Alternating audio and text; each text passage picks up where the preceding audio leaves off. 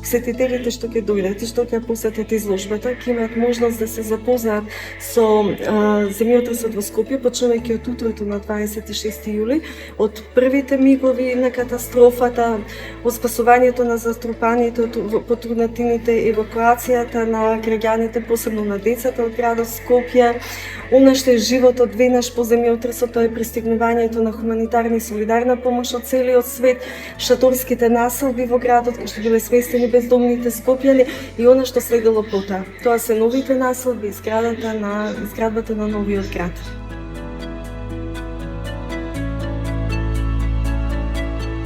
Може да го науча значењето на солидарноста, значењето на помагањето, безусловно помагање.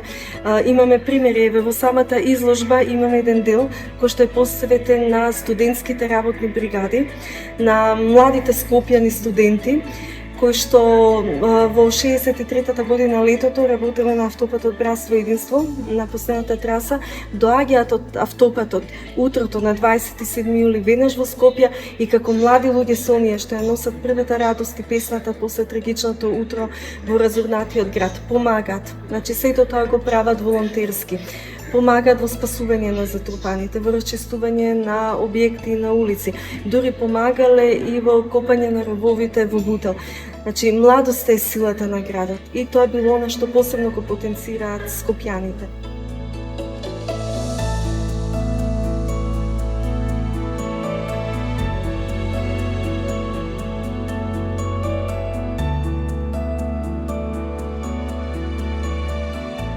Што се однесува до нашиот музеј, навистина имаме голема посетеност од млади луѓе, не само скопјани, туку и од странство што доаѓаат, бидејќи меморијата на нивните предци ги поврзува со овој град и со нашиот музеј.